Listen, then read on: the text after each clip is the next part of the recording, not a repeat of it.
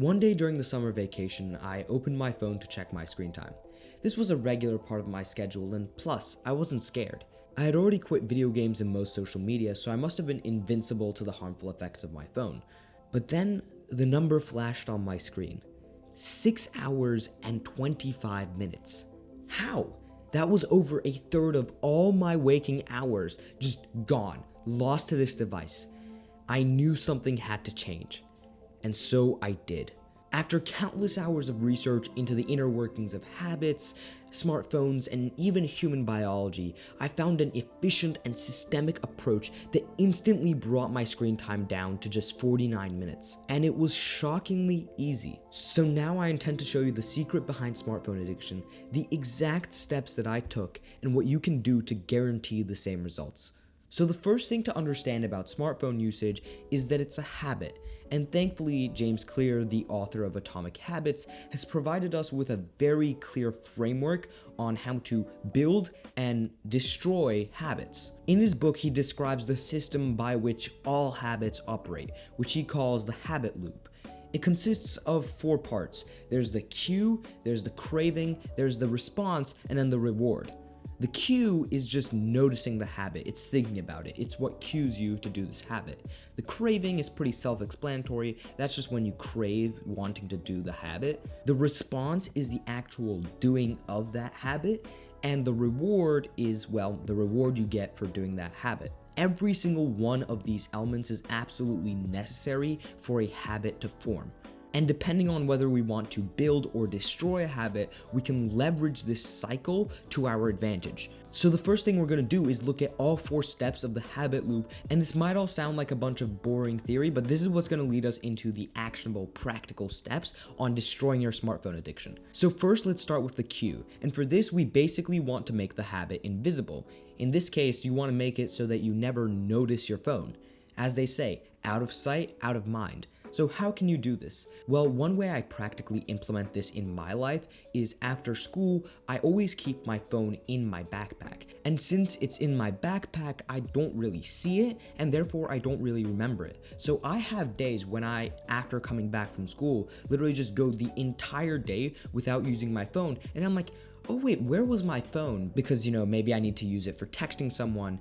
And I look around and I realize, well, it's been in my backpack this whole time, and just because it's been in my backpack, I completely forgot about it. These sorts of days where I just forget about my phone are the days where I have the lowest screen time.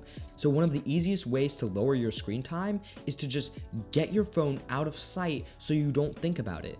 This can also mean just putting it in another room, in a box somewhere where you won't see it at all. Just whatever you need to do to make it invisible.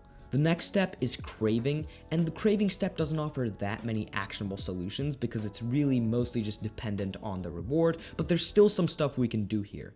Basically, you just want to make the smartphone habit seem as unattractive as possible. Just remember the negative effects of your smartphone addiction and think about all the terrible things that it's doing. And if you don't know how terrible smartphones are for us, well, I made a video detailing every last bit of that. It should be linked up here, I think, if I remember to do it. And it will completely shock you because I promise, even if you know some of the stuff, the list is so expansive and so crazy, it'll blow your mind. Just watch the video after this. You can also use this knowledge of the negative impacts of your phone to view your phone in a very negative light. Like, look at it in disgust and just make the habit of using your phone seem as unattractive as you can in whatever way works for you. Next is the response, which is actually doing the habit, and this is the place where we have the most tools that we can implement. Basically, we want to make doing this habit as hard as possible and put as many steps between us and doing the habit as possible, and then we'll do the habit less. One of the most common ways you've probably heard to do this is by using an app blocker. And app blockers are fine, but they're highly overrated and have many flaws and should widely not be used. You might be like, why? It's great, it blocks the app, it stops me from using it. Well, no, not exactly. The thing about app blockers is when it completely blocks an app, whenever you want to use that app, you have no choice but to disable the app blocker. and then disabling the app blocker is easy, and that just becomes a habit, and the app blocker becomes completely useless. There is a much better alternative in apps like ScreenZen. If you have never heard of this app, it's absolutely amazing. It will change your life. Basically, what it does is instead of fully blocking the app, when you open the app, it presents this screen where it's like, do you want to open this app? And you can click yes, but if you click yes, you have to wait a certain number of time. I have it set to a different amount for each app. Usually it's 60 seconds. And during that 60 seconds, you really contemplate do I really want to open this app right now? And if you don't, that gives you time to contemplate, and a lot of the time, just that will make you not open the app. And then it gets better. ScreenZen also just completely destroys doom scrolling. You might be like, how does that work?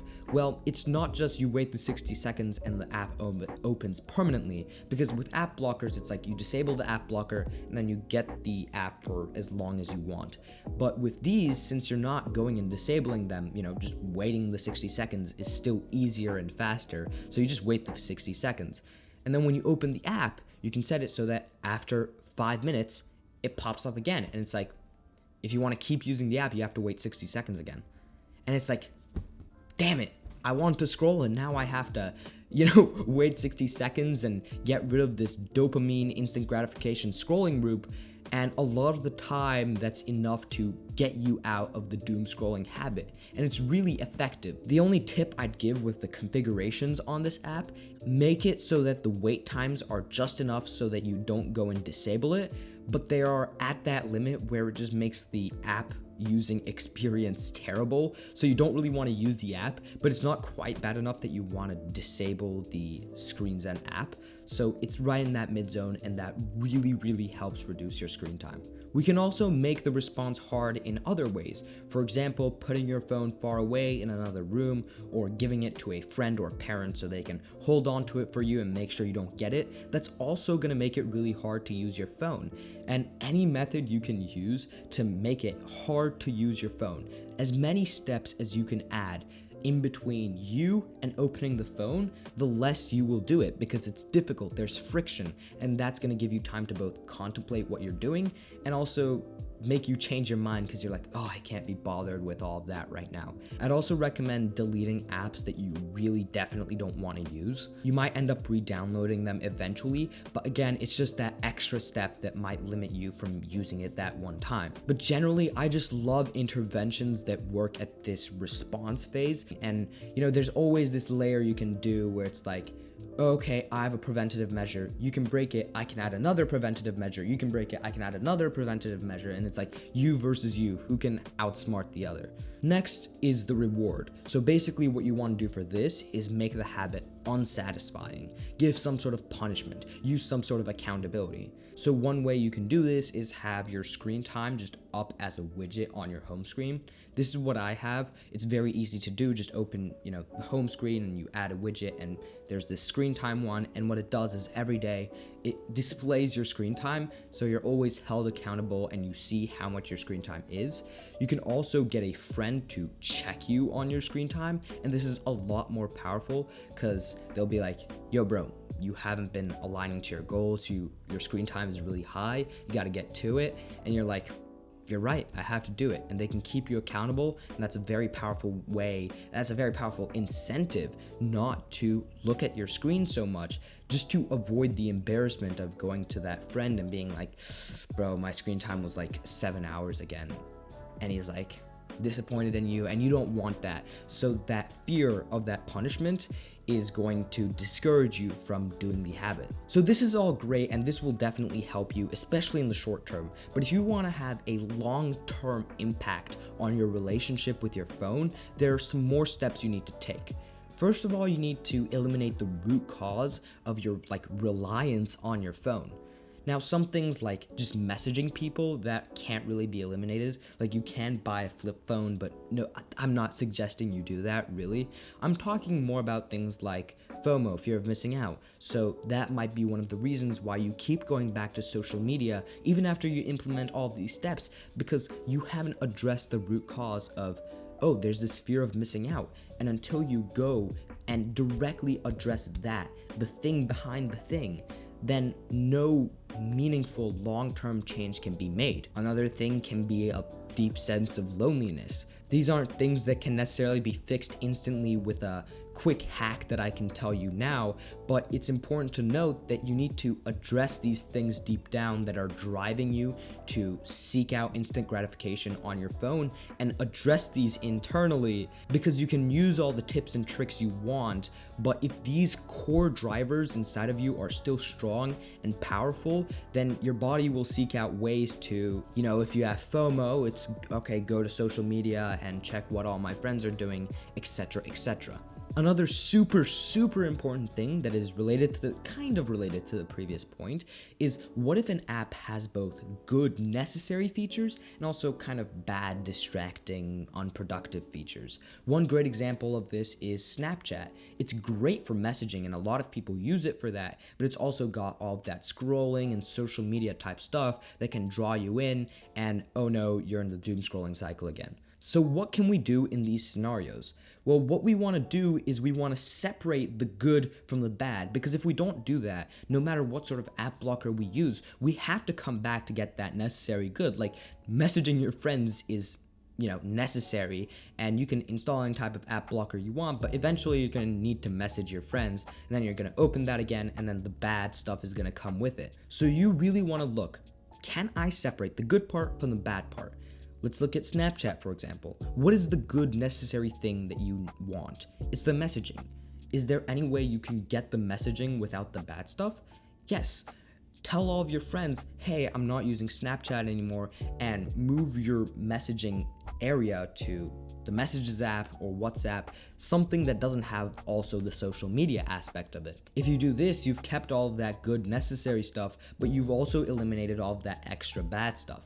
Okay, but sometimes you can't exactly find another app that does the exact same good stuff but not the bad stuff. Let me give you an example. YouTube. YouTube has great educational content like this one. I still use YouTube a lot to do a lot of my learning. It's quite necessary. But YouTube also has a bad aspect because there's a lot of brain rot and there's short form scrolling, and you can get stuck in YouTube, and that can heavily increase your screen time. In this case, it's important to look for things like extensions that can modify the app so that it kind of blocks out the bad stuff. First of all, if you're watching this on an iPhone right now, you can easily eliminate your homepage recommendations and YouTube Shorts. Basically, you need to go to settings, and then you need to go to watch history, and then enable this thing that tells YouTube to not track your watch history. And then you have to go and delete all previous watch history. It sounds a little complicated, but it's not that hard, and once you do it, your homepage recommendations and YouTube scrolling recommendations are turned off, but all of your subscription pages stay the exact same, so you get all the good stuff if your subscriptions are curated well, and you don't get all of the scrolling aspects. If you're on a computer, this can also be achieved very easily through the use of extensions. I use an extension called DFTube, which stands for Distraction Free YouTube. And basically what it does is a lot of the same features. It turns off the comment section and it turns off recommended videos so that I can get exactly what I need and what I'm looking for without getting sucked into the world of recommendations and the, YouTube videos trying to draw me in and keep me there. And if you've done all of that, well then, I promise you that you will drastically reduce your screen time. And this is all great. You're halting all of those negative effects that are compounding over time as you use your smartphones. But what about the negative effects that you already got? In the previous video, we talked about how smartphones worsen your memory, they reduce the amount of gray matter in your brain, they reduce your attention span, they reduce your ability to think complex thoughts, they ruin your sleep schedule, they basically ruin everything. That's just like scratching the surface. If you haven't seen that video, it's a great video. You don't have to watch it, but it's just got a lot of information that we'll be addressing in this next section, which is basically how do we revert all of that damage that has already been done. So the first thing I'd want to talk about is to stop multitasking using your phone.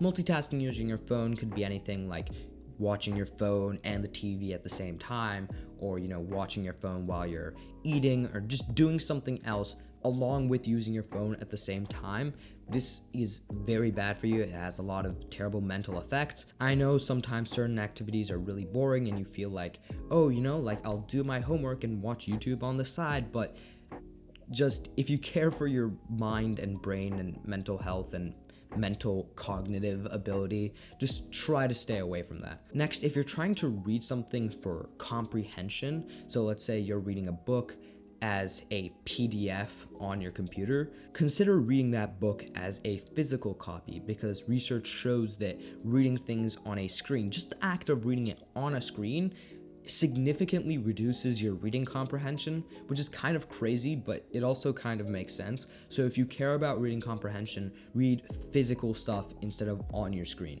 Another thing that's sort of like a vague guideline is to try not to use your phone as an external memory device. I mean, it's impossible to do this 100%, but if you need to remember something, try to remember it yourself.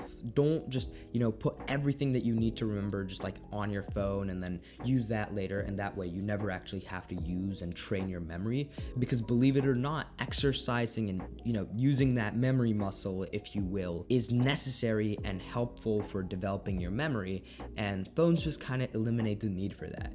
So, if you really, really definitely need to remember something, I'm not saying don't use reminders and notes to make sure you've got that. Yeah, of course. But just generally, whenever it's not critical, try to remember things using your mind instead of your phone. And during that video, a lot of the negative consequences that we talked about from the phone were related to focus and productivity.